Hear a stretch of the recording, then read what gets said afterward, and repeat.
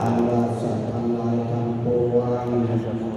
ซึ่งเป็นเพื่อนเกิดแก่เจ็บตาย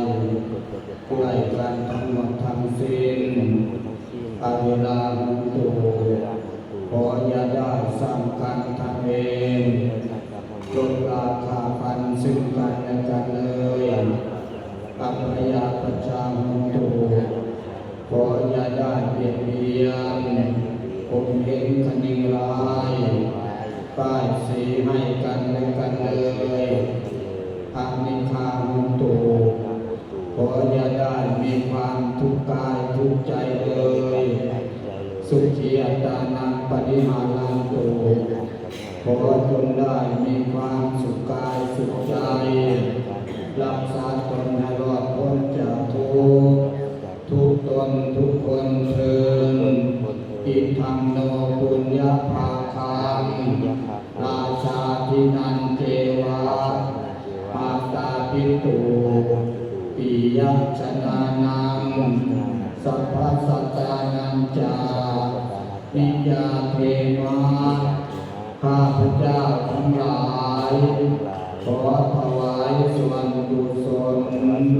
ให้แก่อิสระชนทั้งหลาย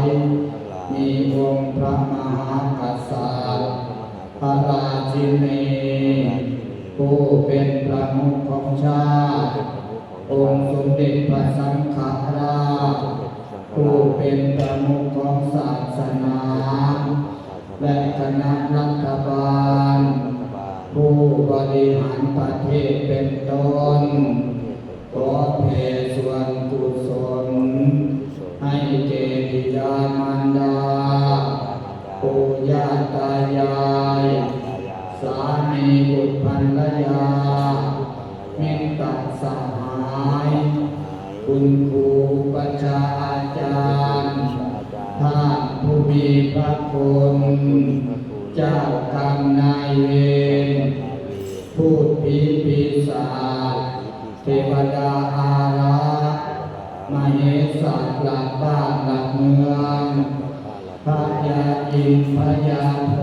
รพระยายุมาราชพระจตุโลกบาลทั้งสี่และเจ้าแม่ธรณีพร้อมด้วยสรรพสัตว์ทั้งหลายทุกชาติชั้นวรรณะทุกศาสนาทุกภาษาที่มีอยู่ทั่วทุกมุมของโลกสัพเพสัตตาปุญญาภาคิโนโหนตุขอสรรพสัตว์ทั้งหลายจงเป็นผู้มีส่วนแห่งบุญแห่งกุศลร่วมกับข้าพเจ้าทุกตนทุกคนเถิดด้วยบุญด้วยกุศลที่ข้าพเจ้าทั้งหลายได้บำเพ็ญมาแล้วนี้มีการให้ทานรักษาศีลภาวนาเมตตาขอจงเป็นพลวัตปัจจัยเป็นอุปนิสัยตามสมให้ท่านทั้งหลายที่กล่าวนามมานี้จงเป็นผู้มีความสุขความสุขเถิด